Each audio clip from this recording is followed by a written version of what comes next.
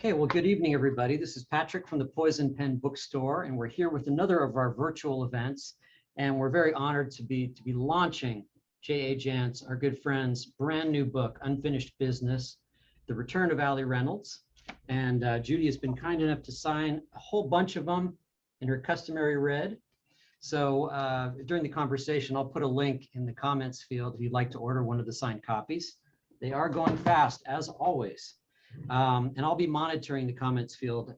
So if you have questions for Judy or Barbara, go ahead and put them in, and I'll reemerge from the darkness when Barbara summons me at the end of the program. And Barbara, I'll turn it over to you. Thank you so much, Patrick. It is a pleasure, J A Jance, to welcome you back. And I have an appropriate Sedona Red little drink here to toast you on your publication day. Another opening, another show, from Billy Boston to Baltimore. Another chance, folks, to say hello. Another opening of another show. Oh, very good. Well, and there we are. So this has been fun because I've gotten to talk to you twice in just a few months. Last time I was saying, I'm going to call her Judy. I know it's J A Jance, but I just can't do J A. It sounds ridiculous. That's fine. She is in tasteful Bisbee blue in order to match the cover because yes. Allie Reynolds is an Arizona book, but in truth, she's really up north rather than Joanna Brady down in Cochise County. We're up in Sedona. So I am wearing Sedona. As far as I know, there's no such thing as Jerome turquoise, but I'm sure there, I don't know what the color is. I'm sure there was turquoise high graded out of the mines in Jerome as well, but Bisbee blue is a name brand of turquoise. Absolutely, and I wore mine when we did this before, and they really are a greenish. They're a beautiful color. They're more, excuse me, they are more green than they are blue. But I'm a big fan of the Red Rock country, and I love Sedona red. Is there a Jerome red? I never even thought about Jerome as a red. Not as far as I know, but maybe there is. I'm going to have to consult with a geology professor and find out. Excellent idea. And if you've never been to the Red Rocks in northern Arizona, they are truly fabulous. I'm sorry, let me do that again. When I had my cataract surgery 10 years ago, and you don't really realize until you've had cataract surgery how blurry and how shaded your vision is. And I had one eye off. They do them one at a time. So I had a patch over one eye and the other eye had been done. And we went up to Cottonwood and we took the train, the little old train that they have made a tourist train. And it goes up into the Red Rock country, up into Sedona. And it's magnificent. And there I was, Judy. It was amazing. I mean, I had one eye that could really see it and one eye where it was all kind of sandy and horrible. And I thought, what a miracle it is, you know, to have vision and to be able to see those gorgeous colors. Well, I haven't had my cataract surgery yet. I'm sure it's coming. But I was driving my husband home from his, and I'm driving, and he's looking out the window, and he said, well, all those people on the sidewalk have faces. And I thought, how long have I been riding around in the car driven by Mr. Magoo? Boy, that is a horrible thought. I was just a lack of color, but and you know, there was a book written up in the Wall Street Journal today about how evolution has given us sort of non-functional bodies or bodies doomed to all kinds of problems. And one of the things they pointed out was that we don't have as many eye receptors as many animals, and we can't see ultraviolet particularly well. And that gives like the common gecko a huge advantage over us because they can see like 100 million times better with better color than we can. And so cataract surgery is just like a minor version of illustrating all this. So before we get into the book, the other thing we're going to talk about briefly is bowling, because this book is dedicated by J A Jance. Well, you tell it. It's your story, but it's a great story. It's dedicated to CSJ, Colt Stephen Jance, my grandson, and Michael S. Colt is 15, Michael just turned 21, and they've been bowling buddies for years. And during the pandemic, the only bowling alley in the state that was still open was at a casino. So Michael would pick Colt up and take him to the casino for bowling after he got out of virtual school. But bowling alleys are more or less open again. And so that's to CSJ and Michael S. bowl on. But those kids have been bowling together for years. And when I started out as a bowling, I actually met Michael's bowling grandma at a book signing in Sun City. And she said, "Oh, my grandson Michael bowls with your grandson." But when I started out, I knew nothing about bowling. The first tournament I went to with Colt, he was just a little kid and he had just barely started. So he had a huge handicap. It was Christmas vacation and Colt was out of school, but his mom was working. And she said, "Mom, would you please take Colt to this tournament? It'll be over by 4." So I said, "Okay." So I took him there, and I didn't know how to sign him in, and I didn't know how to do the brackets, and I didn't know how to keep score. So the other parents were sort of helping me keep score. Well, he made the first cut. He made the second cut. Now, the complicating factor on this day was it was our anniversary. And my husband and I had a reservation to go to a very nice restaurant. And I had been told it would be over at 4 o'clock, but he kept making the cut. And I said to the parents, "What happens now?" They said, "More bowling." Well, he ended up winning that tournament because of his handicap. He came in at a 289, the highest score he's ever gotten in a tournament. And I went to dinner at the nice restaurant in my bowling grandma attire. But it was a big learning curve for me to learn how to keep score and I had never realized that there were oil patterns in bowling alleys and in tournaments especially. And so when people encounter the oil patterns in this book, they'll know that that's thanks to my grandson. I think that's a wonderful story. I grew up bowling. The Winnetka Community House had all kinds of junior leagues. So I bowled through 8th grade, and that was before automatic pin setters. And it was actually a decent job for kids to become pin setters. It was slightly dangerous if you got a real, a guy who could really throw that ball down there and blitz all the pins for a strike. I guess you could get hurt a little bit, but the other thing that was great about it was that it was an equal sport for boys and girls, because it doesn't take that much physical strength to be a great bowler. It takes coordination and a good eye, and you have to slide forward on your foot and the whole bit. And it's great if you have your own bowling ball, but I love the fact that it was equal and that the girls could actually beat the boys. What I found in going to bowling tournaments is that there are all ethnicities, all races, and they're all there together. The kids are down on the lanes. The parents, who are always the problem at kid sports, aren't allowed down on the lanes, on the approach. Right. And those kids are all down there being good sports and cheering one another on and congratulating one when they hit a good shot. And what I really appreciate about learning about bowling is the camaraderie and the good sportsmanship. Well, it is, but the other good thing about bowling, like golf, is basically you're bowling against yourself. It's not a team sport. It may be that the scores align, but basically when you bowl, you're bowling and you're your own competition. The other issue for Colt is his father died at age 36 after a 9-year battle with malignant melanoma.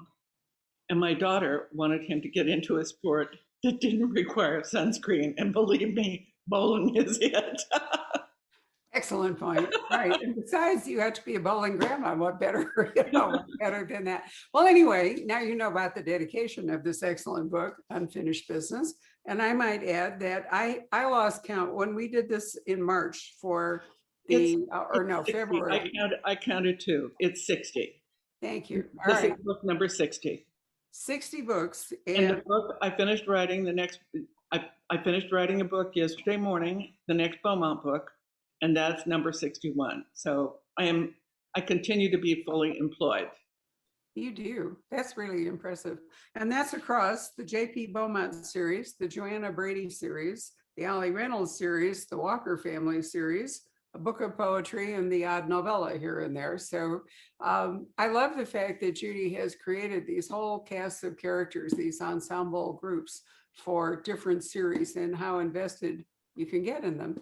And this particular book, I think, has, at least this is my analysis, it has really three story tracks, and it's not so much, it's not really about who done it, it's about what will happen, and you get to trace these stories across. And I fell really in love with Mateo, who, while this may be an Allie Reynolds book, I think Mateo is the character that really drives the whole thing. I think And Mateo is the one that walks away with this book. I spent 5 years as a K through 12 librarian on the Tohono O'odham reservation, and I did a lot of storytelling there, and I learned from the storytellers on the reservation.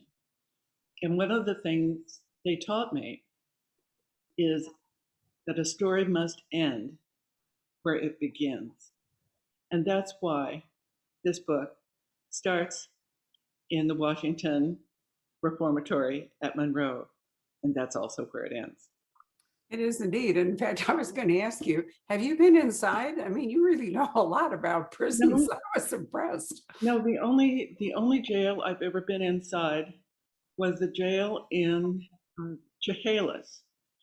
I Yeah. wrote a book where Bo ends up running afoul of a bad guy in Lewis County, and the bad guy turns out to be a Lewis County cop, a deputy.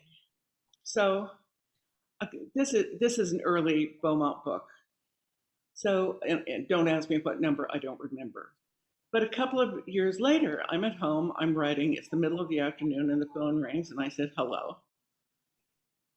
And this guy said, is this J A Jance? And I said, yes. He said, I'm Bill Logan. Do you know me? No. He said, well, I'm the sheriff of Lewis County. How did you know I had a bad deputy? Wow. And an inside squeal from the sheriff's department, huh? I had made that up, and I assured him I had no idea about his bad deputy, but he ended up inviting me to come talk at a Rotary breakfast. And so after the Rotary breakfast, I spoke at the breakfast, and then he wanted to give me a tour, Bill and me both, a tour of his office and the jail. So we're wandering through the jail, and they're explaining to me how they no longer have sworn officers minding the gates because they had a situation where there was a disturbance inside the jail, and both sworn officers went into the jail. One of them had a heart attack and died, and nobody else could get inside. So he's in the middle of telling us this story, and I think we were in the library, and a voice comes over the intercom. Sheriff Logan, Sheriff Logan. He says, yes.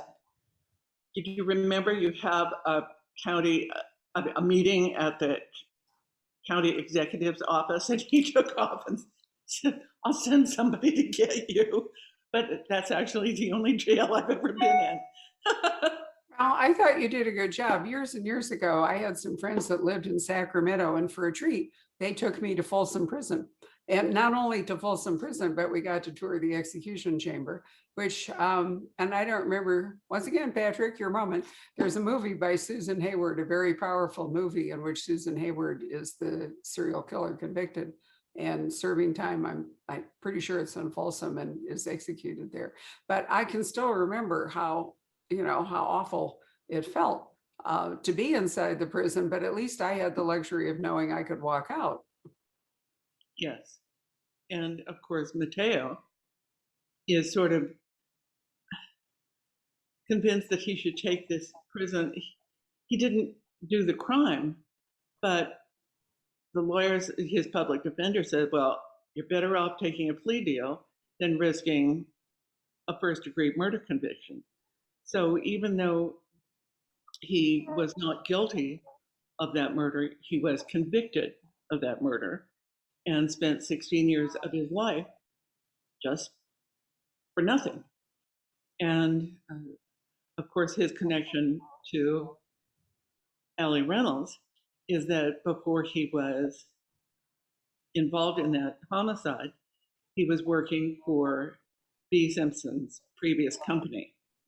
And he remembers Stu Ramey from that time.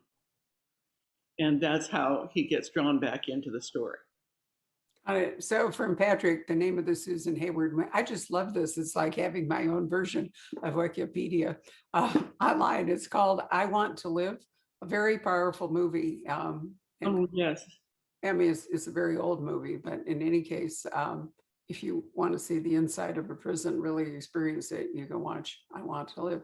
So we have Mateo, whose only sin was that he was very much in love with a young woman, and they're at a party and they have kind of a spat, and she goes off and disappears. And when she's found dead, Mateo seems like the obvious suspect. He's the boyfriend.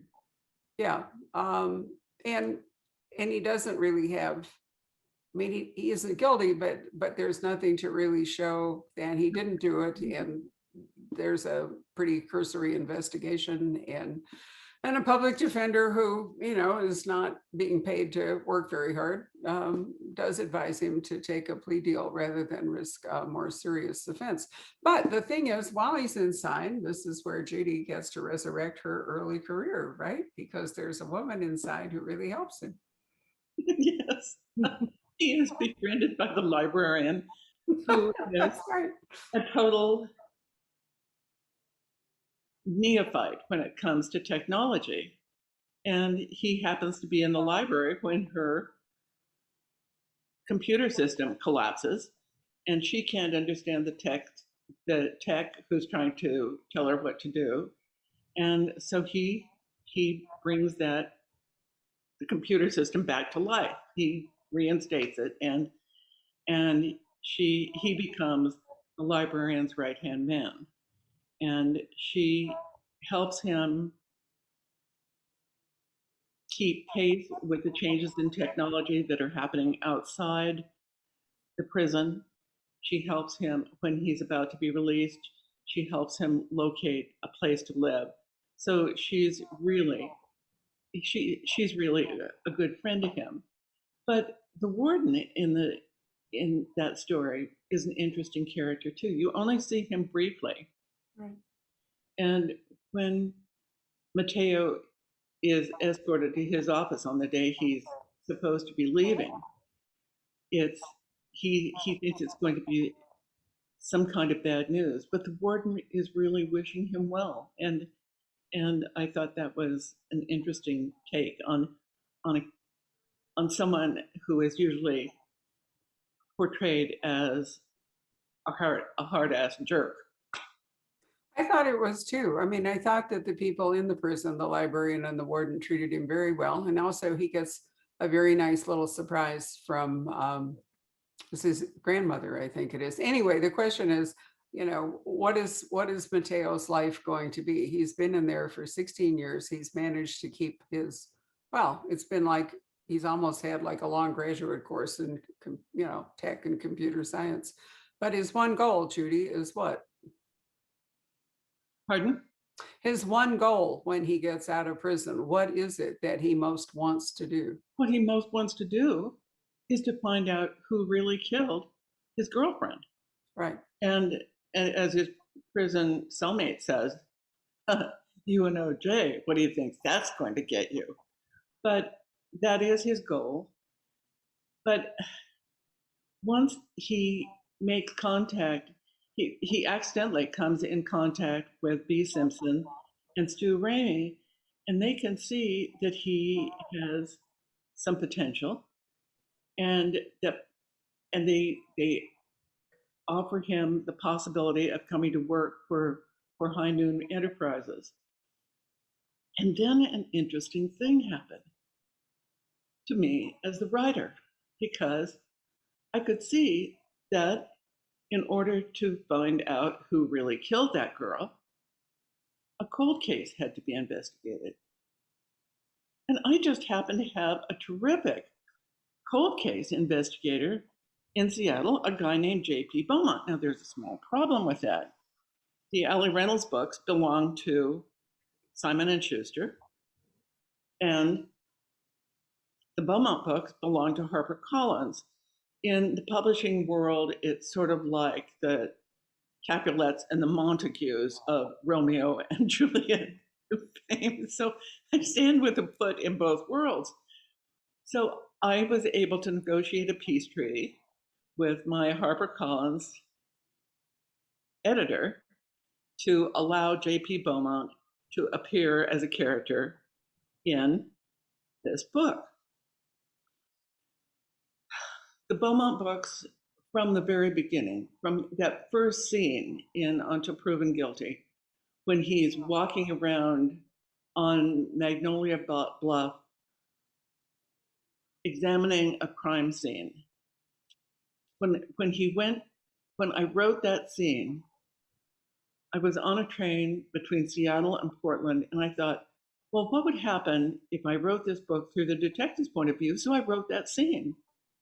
And there he was, and I saw it. So I was walking around in his shoes. I heard what he was hearing. I heard what he was saying, but I also heard what was going on in his head. So the Beaumont books, from that scene on, have been written through J.P. Beaumont's first person point of view. The Allie Reynolds books are written in the third person. The Joanna Brady books are written in the third person. And the truth of the matter is, third person is a lot easier to write. So as I'm getting closer to the point where J.P. Beaumont is going to be involved in this book, I'm still thinking, well, it's okay. He'll be in the third person when he gets here too. Except it just didn't work that way. When it came time for that scene, there was J.P. Beaumont in all his 70-something curmudgeonly first-person glory, and he wouldn't have it any other way. So that's how I wrote it.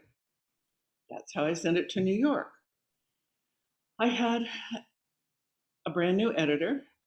She was a one-book editor. She was there for that editor and gone for the next one, but that's publishing. But she had never read a Beaumont book. So Beaumont was a complete mystery to her. And when the third person narrative stopped, and the J.P. Beaumont first person started, she went straight up, she turned left, and she said, no, this won't work. So she went through every portion of the book that had J.P. Beaumont in it and changed his parts from first person to third person. And she told me she had done it. And I thought, well, I'm really too close to this. Maybe if somebody else does it, it'll be okay. Then she sent me the manuscript. And it was shocking because the first moment J.P. Beaumont became he or him, he instantly stopped being this living, breathing creature and was suddenly a paper doll cardboard cutout. So I wrote back to the editor and I said, I'm sorry. My way or the highway, either J.P. Beaumont is in the first person in this book or this book doesn't exist. So J.P. Beaumont is in this book, first person. So I don't know how people who have never read a Beaumont book are going to feel when this guy suddenly shows up in the middle of the Allie Reynolds stories.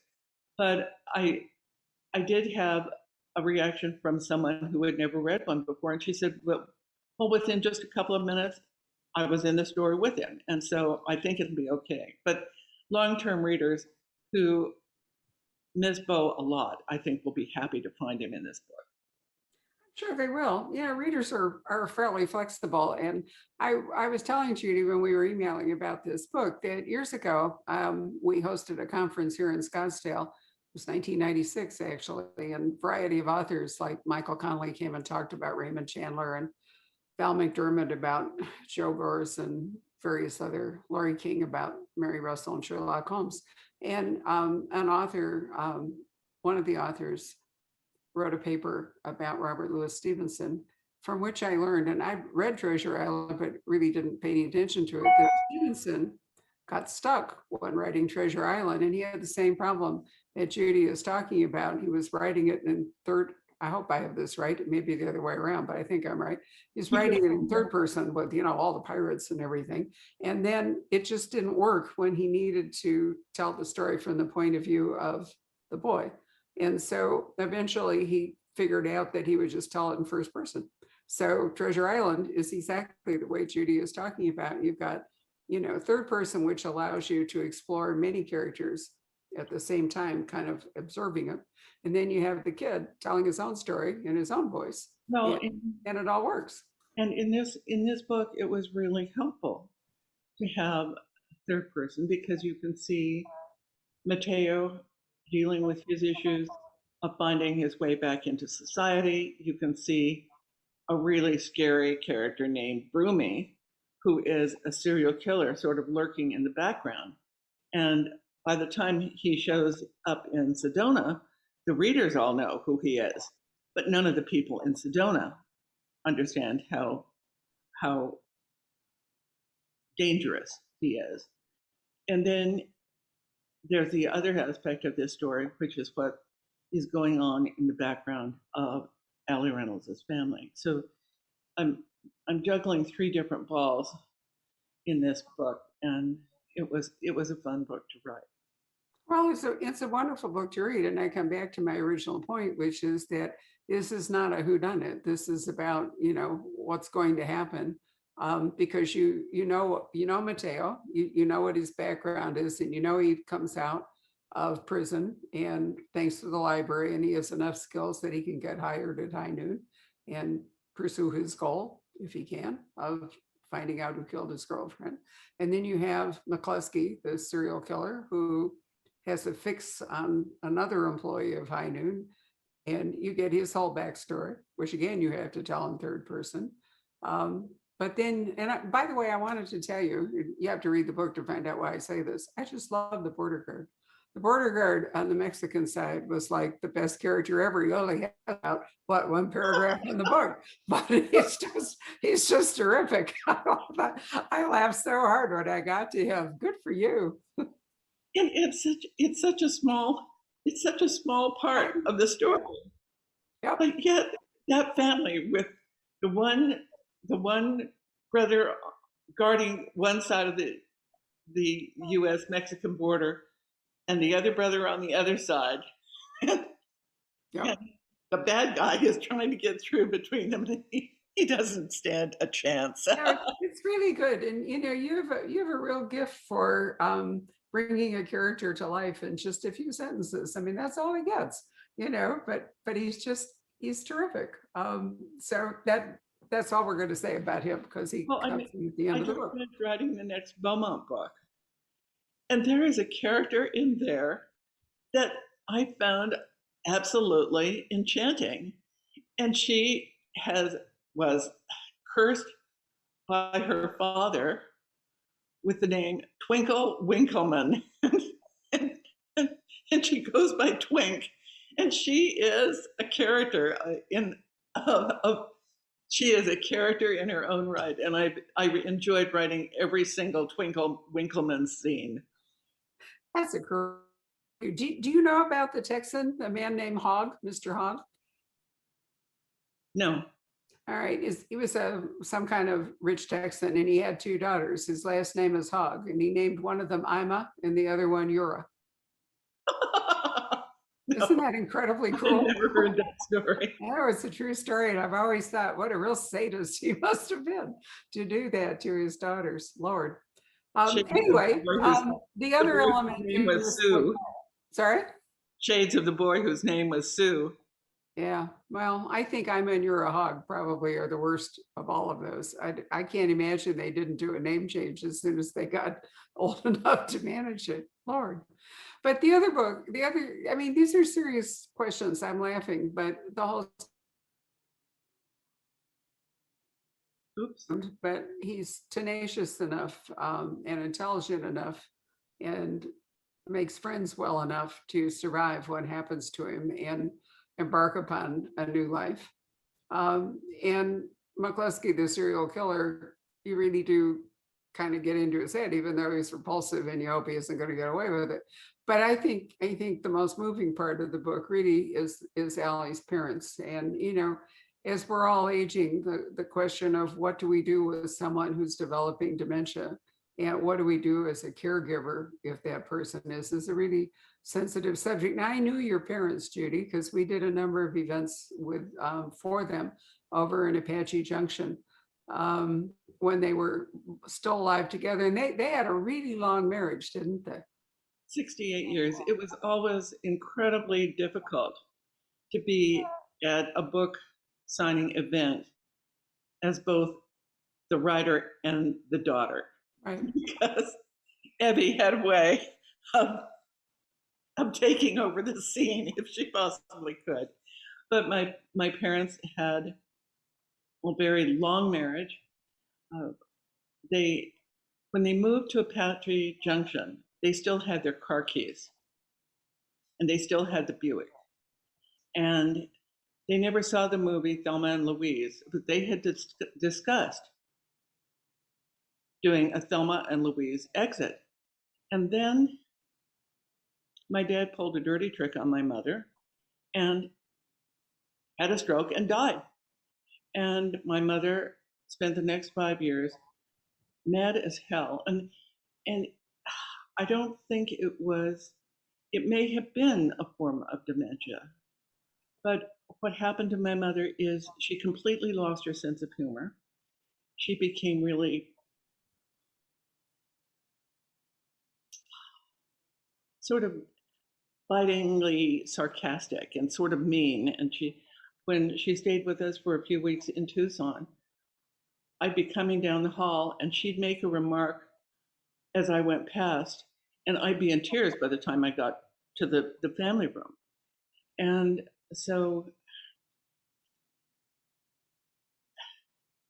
when I wrote a book called Damage Control, when I found she lived like that for 5 years, and her position was Norman had no business going off and leaving her alone like that. That was so. When I heard that she was dead, my sister called me. I was on a book tour in Portland.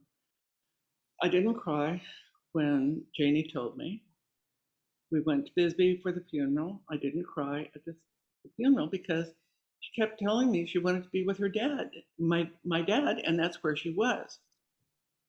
But my folks always liked to do forenoon coffee, and they liked to do forenoon coffee picnics, and they would take their little red checked oilcloth tablecloth to picnic tables here and there all over southern Arizona, and they had these two melamine cups that they had rescued from the cafeteria garage sale, and they had a Scotsman plaid thermos. And so my mother would pour coffee out of the thermos into the cups, and then she'd whip her paring knife. She always had a paring knife in her purse, out of her purse, and cut this usually day old sweet roll in half. And they would have their picnic. Well, in Damage Control, there's a little couple who has their forenoon picnic on a table with a red and checked oilcloth tablecloth. And when the picnic is over, they pack everything up, they get in the car, they do not fasten their seatbelts, and the husband hits the gas pedal, takes it all the way to the floor, and they go screaming off the mountain and together. Yeah. I didn't cry at the funeral. I didn't cry when I heard, but I shed buckets of tears while I was writing that scene. because it was my way of honoring my parents and my writer's way of grieving for them. I remember that scene. I remember reading it and thinking, you know, there's an old Greek myth. I can't remember the names of the old couple, but Moses and Philemon. thank you. That's exactly what Philemon it is. stared into the hearth, and the hearth stared listlessly back at one whose fire was all but ash. His hands hung down like dry leaves motionless in the summer's aftermath. So laborers sit at the end of a day or a lifetime. Well, if it's the same characters, which I think it is, they offer hospitality to one of the gods, and he grants them their wish, which is to turn into trees and grow together and twine together outside the door of their home. I have that poem in my computer, and I will send you a copy of it. It's by C.D. Lewis. It's C.D. Lewis's version of that myth. And our garden outside is full of big rocks that have little pieces of that poem carved into it.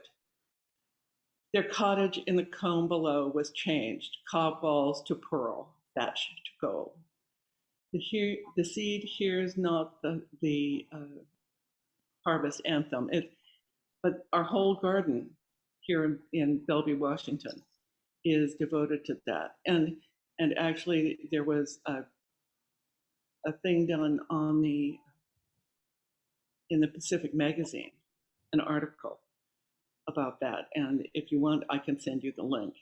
Please do. I would love to. I've always thought that was one of the most beautiful of all the Greek myths, because many of them are not beautiful. Many of them really bad things happen and so forth to illustrate the capriciousness of the gods and all. But I always loved that one because I thought it was such a great story.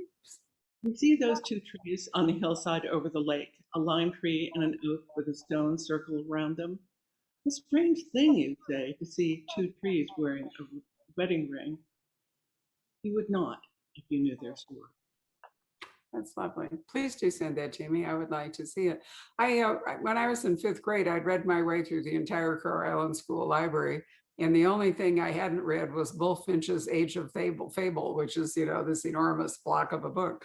So they let me have it, even though it was not considered suitable reading for the 5th grade, because there's a lot of bad stuff that goes on in Greek mythology. But anyway, I did read it. And, that has really informed my whole reading life, because so much comes from those Greek myths.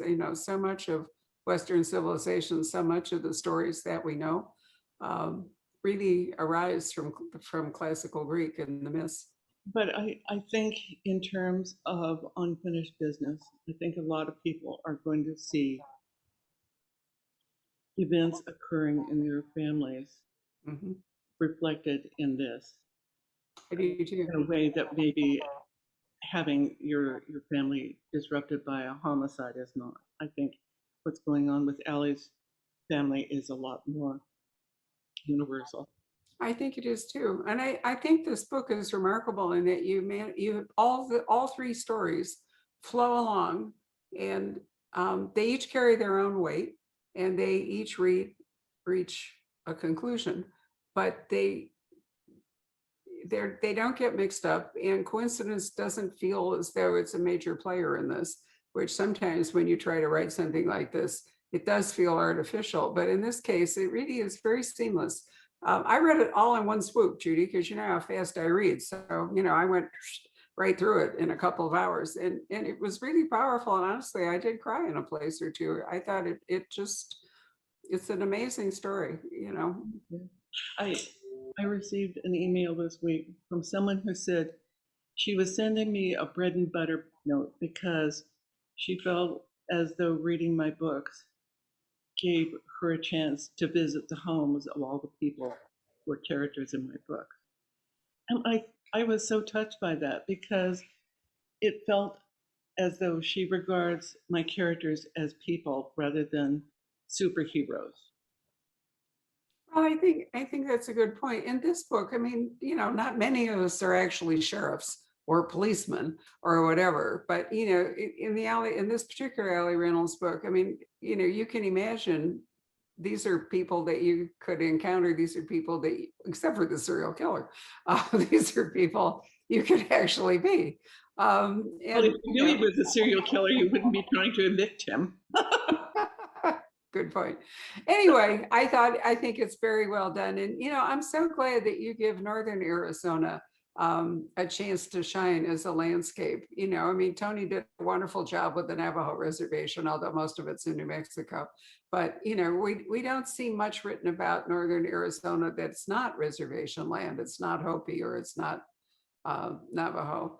And so I really like, and we drove through Sedona recently, and I remember it, you know, as this little tiny, you know, place. And now it's just so overgrown. I mean, it's not the way it was when I first went there.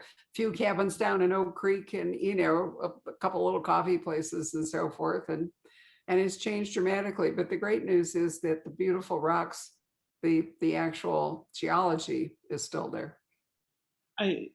Missing and Endangered gave me a chance to show off Flagstaff and Northern Arizona State University, because people from the other side of the Mississippi, a lot of them think that Arizona is one big forest of saguaros and that's it. Right. And they have no concept of the difference in terrain, in geography, in botany, the ecologies, the varied ecologies of all those different landscapes. Yeah. I find fascinating, and that's part of what I love about Arizona. Well, it is too. And Jerome, you know, those of you who read the Joanna Brady's know that Bisbee is an old mining town, you know, the Copper Queen, the rest of it. But Jerome, which is right up west of Sedona, was an old mining town too. And like many of these old mining towns, it's been kind of reimagined as an art center. Lots of artists and, you know, touristy kind. It's like Madrid outside of Santa Fe, where they actually have a melodrama, the Madrid melodrama, which I have been to see. And these kinds of towns do tend to attract people who are interested in the arts. So down at Tubac, for example, all the way down south, almost on the Mexican border, has an arts festival every year. And so, you know, they're wonderful to visit. And this is part of our history. The West, in fact, was so much of it was extraction. You know, it was exploited for extraction of minerals and so forth, and had all these little grasslands. The Arizona grasslands were devoured by overgrazing and changed forever. One of my favorite Jerome stories is Jerome was built in canyons with frame houses and frame buildings, which were very susceptible to fire. And so a fire was burning and it was coming straight toward the local poorhouse. And the madam went to the fire brigade and said, if you will save my business, everybody on the brigade gets a free pass. Well, they did. And then the mine splayed out. And that was the end of the business. I love it. Well, there are a lot of great stories to be told here, but it's wonderful. I mean, J.P. Beaumont is really, you know, a wonderful tour of Seattle. When I first met you, you were still writing. You hadn't started writing the Arizona books yet. And so people got to know Seattle through Beaumont. But as you've been writing these, the Diana Walker books are, you know, Tucson in that area, and then Joanna and Bisbee and all around it, and now Allie up in Northern Arizona. I'm always puzzled why Arizona doesn't have more writers, because there's so much here to, you know, to write about. Why are they all in Boston, for example, or Minneapolis? I've never quite figured that out. But, right. Me either. No, but anyway, let's call Patrick up. It's time to summon you, Patrick. You're an Arizonan. You're an actual Arizona historian. What do you want to dive in and say? Boy, I don't know. You put me on the spot there. I think there are more. I think there are more Arizona writers coming up all the time. Actually, I hope so. Yeah, I think so. Just you have a lot of people watching, Judy, and making some really nice comments as always. Let's see if I have any actual questions. Well, somebody is asking, Barbara, how many books a week do you read? You must read fast. I read very fast. I read 3 or 4 books a day, and on a good week, I might read 20. I will say that I don't necessarily read every word of every book. If I get into it and I find that it's not really rewarding me, because I'm looking across the room at probably 400 advanced reading copies, and I need to get through them, so I might skip to the end. And so Judy knows when I say I read this whole book, that means I really loved it, because I didn't have to read it all. But I was so absorbed in it that I did. So it's kind of getting to the point where to read an entire book means I really loved it. Thank you. Well, you're welcome. Thank you. I mean, it was a wonderful couple of hours that, just took me right away. I was fascinated with it. One thing that a question people often ask me is, do I outline? And my problem with outlining is, if I knew how a book was going to end, I would have no reason to write it. I hit a point in this most recent Beaumont book where I was at 80% and still didn't know how it was going to end. Of course, I figured it out, but for me, outlining just doesn't work. I know there are writers who do outlining, but I'm just not one of them. Well, in this book where you have 3 separate story arcs, Outline that. I think you could probably see your way forward for at least one of them, probably from the beginning, but the other 2 maybe not. Nope, I found it all out as I went along. I thought maybe you knew one of them for sure, but in any case, they all work. So good job. Anything else there, Patrick? Yeah, I have a couple of people that are asking. They're curious about the story, Judy, of your husband picking up the serial killer, and I know you've told that before. Can you elaborate at all? It was the 20th of May of 1970. Not the 20th, the 22nd of May of 1970, a Friday afternoon. I had to stay late after school to decorate for the prom. We lived 30 miles. We taught at Sells. We lived at 3 Points, which was 30 miles west of Sells, and Tucson was 30 miles west of 3 Points. And we were expecting company at our house. It was a house on a little volcanic knoll. We called it the house on the hill. And we were expecting company that evening. And someone had to be at home to let the company in. So when the principal said I would decorate for the prom that afternoon instead of on Saturday, which the kids and I had already planned, my husband said, well, when school gets out, I'll hitchhike home, and then when you get done, you can drive home and we'll go into Tucson for dinner. So as I was leaving school around 5,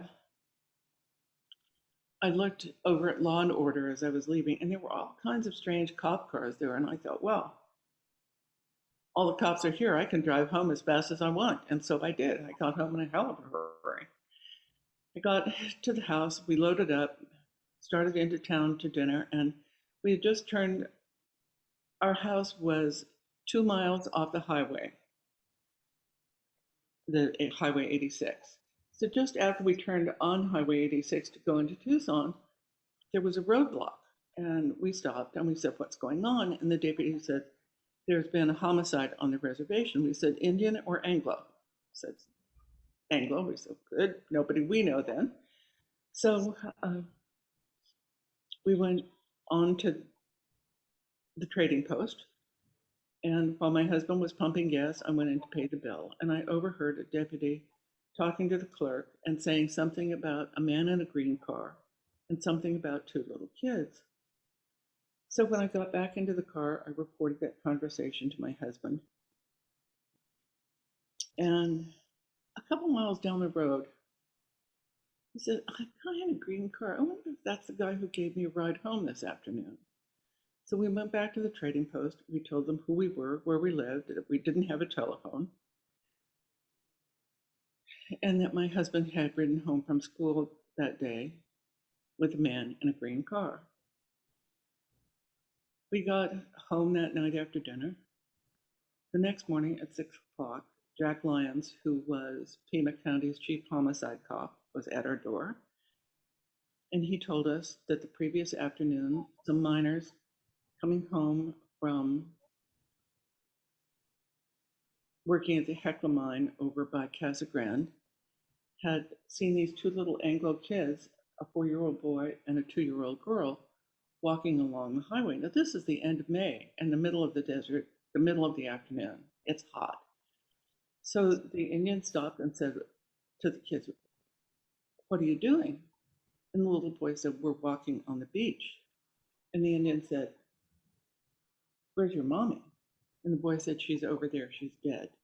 Well, she wasn't dead when they got there, but she died before they ever got her to the hospital.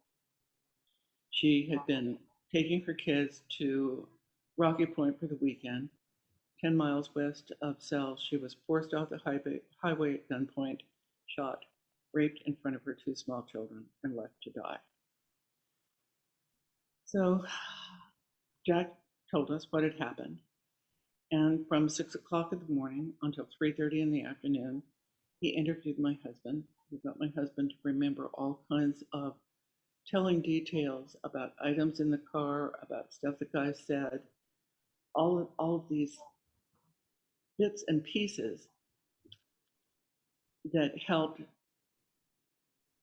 Jack Lyons identify who the killer was. Jack, based on things my husband told him, and well, okay, that was Saturday. On Sunday, we went to town and went to car dealerships until my husband could say that he had been given a ride in a green Maverick. The next day we went to town and he did a composite sketch of the guy who gave him a ride home. And the 4-year-old boy looked at it and said, "That's the man who killed my mommy."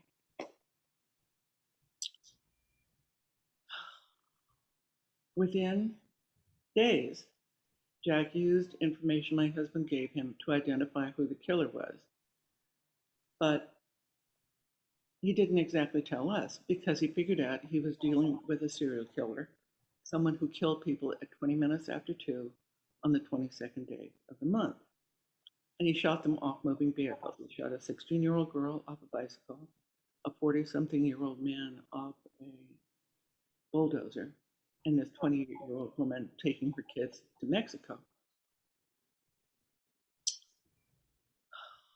Jack didn't want to arrest the guy until he had all of his ducks in a row. He did suggest that maybe we should go live someplace else for a while, but we were young and stupid. We didn't. We stayed on the hill. I was on the hill for probably 40 of the next 60 days. I wore a loaded weapon. I was fully prepared to use it. I actually did fire it one day. I fired all 6 shots at a rapidly retreating rattlesnake.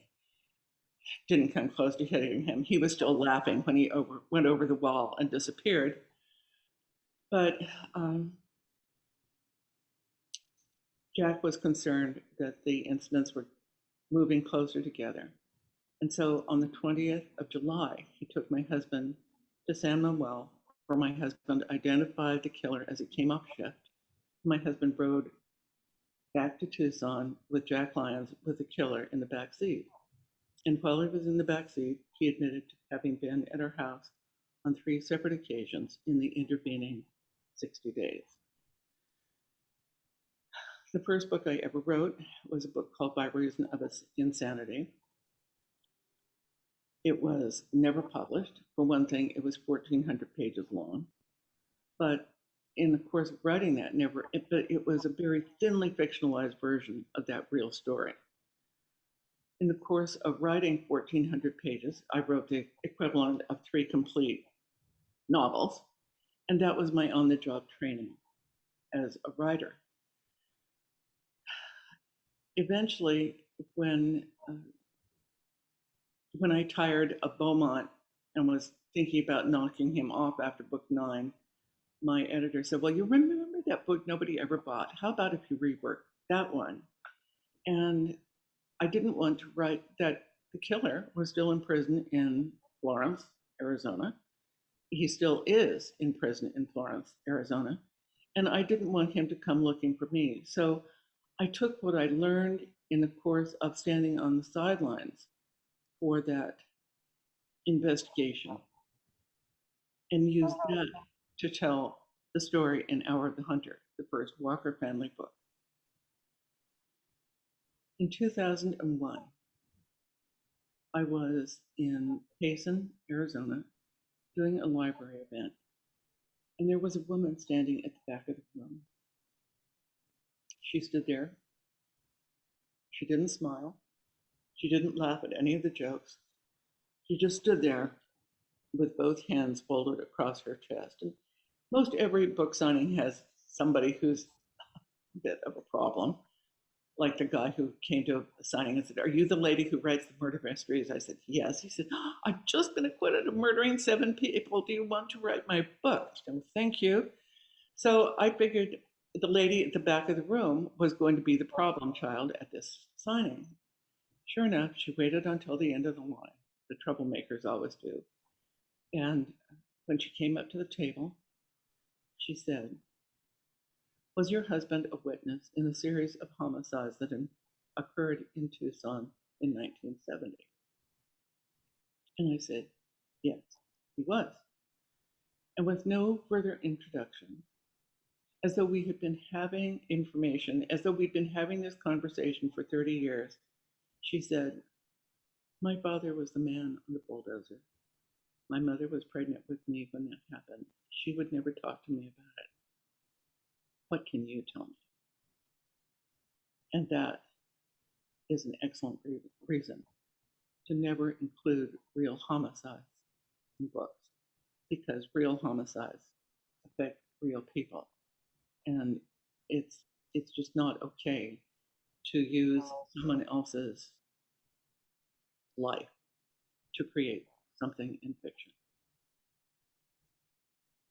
Wow, what a story.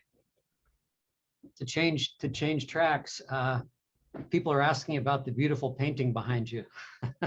Oh, Can you tell us about that? That's done. It's Tuscany, done by M.L. Coleman, who is a painter from Sedona. I don't know. Can you wow. see? I have little pieces of Michael Coleman, Arizona, all over the house. It's how I keep from losing my Arizona touch, by having M.L. Coleman's with me. But he's a very talented landscape artist, and I'm fortunate to be able to count him as a friend. Nice. A question, let's see. Somebody's asking about, your poetry, your early poetry. Have you continued to write poetry ever since? Writing that poetry was an outlet for me during a really difficult time in my life. It was a time when I was newly married. I was seeing that my husband's drinking, what she said wasn't a problem, really was a problem. And I was struggling with staying in the marriage or leaving the marriage, living with someone who was clearly in over his head, and nothing I could do could help him. Of course, I finally figured out that you can't fix someone who doesn't want to be fixed. But that was at a time in my life when he had told me there was only going to be one writer in our family, and he was it. So I wrote the poetry under the dark of night when he was passed out cold, and he never saw it because he didn't want me to be a writer. The poetry in After the Fire is entirely personal. Anyone who has ever been involved with someone with an addiction understands everything about that book.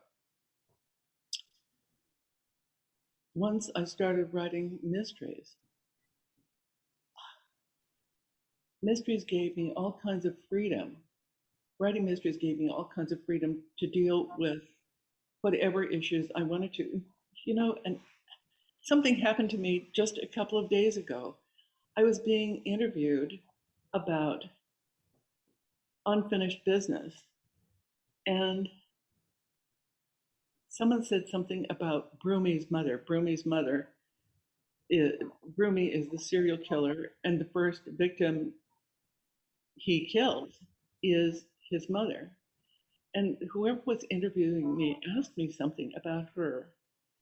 And suddenly I realized where she came from. I used my paternal grandmother, who was and still is the meanest woman I ever met, as a pattern for Broomy's mother. But I, it was invisible to me at the time I was writing it. It took an outsider asking me a question about that long after the book was written before I saw where that character had come from. So inevitably you end up mining your own life, if not other people's, in order to have something to say. I think writers are the great recyclers. Everything that happens to you along the way in living is grist for the mill, and I use it all. I've been blessed with a lot of lemons in my life, and I've turned them all into lemonade. Well, you're a survivor, Judy, and you've had a lot to overcome, but you are, and I'm sure writing in its way is, I don't want to say it's a form of therapy, but it's a way of coping, I think, with all the things that happen. Well, in writing the Joanna Brady books, in seeing what's going on in Joanna's life, I've learned to understand my mother's point of view, and I've learned to understand my daughter's point of view. And so it is sort of a form of self-therapy, of putting yourself in someone else's circumstances and figuring out how they would handle a particular issue. And if you are a really devoted reader, you can take other people's stories and apply them to your own life and achieve something of the same result. I have learned much about myself and people in my life by reading books. I've heard from a number of people who said that watching J.P. Beaumont struggle with drinking in his early books helped them with their own issues with drinking. It was sort of as though they could see what was happening to Beau in a way that their relatives couldn't point out what was happening to them. It was sort of a sideways around their denial. But when I hear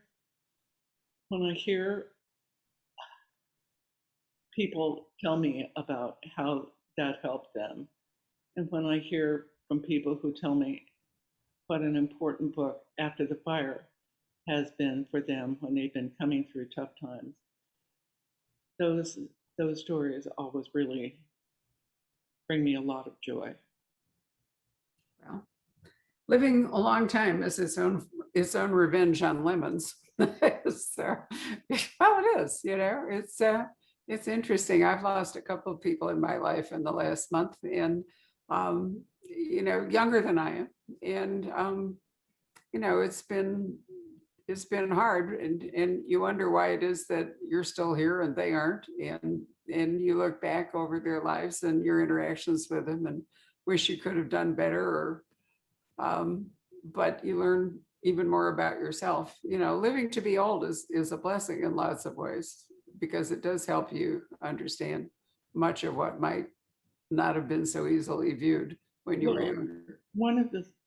A real blessing in my life, a part of having survived this long, came about when in second grade, my second grade teacher was Lucy Spangler, And she had books in her classroom that students could select from the shelves under the window and take back to their desks to read if they finished their work early. And of course I did. And so the books I chose to read from Mrs. Spangler's books were Frank Baum's Oz books, not just The Wizard of Oz, but the whole All of them. collection of Oz books. And what I took away from the Oz books wasn't so much the wizard. I didn't come out wanting the Wizard of Oz wanting to be the wizard or Dorothy. What I wanted to do was be Frank Baum, putting the words on the pages. And I've been lucky and blessed in that I'm able to live that dream. But a number of years ago, in the build up to the Tucson Festival of Books, the local CBS affiliate sent a camera crew to our home in Tucson to do an interview. And the cameraman turned out to be Lucy Spangler's grandson, who inherited all her books. And I was able to tell Lucy Spangler's grandson what a huge impact having his grandmother as my second grade teacher made on the entire arc of my life. What a wonderful story. You know what? Next time we do this, we're going to just do Oz books, because that was my treat for my birthday and Christmas every year from 4 years old on up till they stopped, was the Oz books. And I lived in that magical kingdom. It was the biggest influence, I think, on me as a child. I just loved it. I loved the adventures, the whole thing.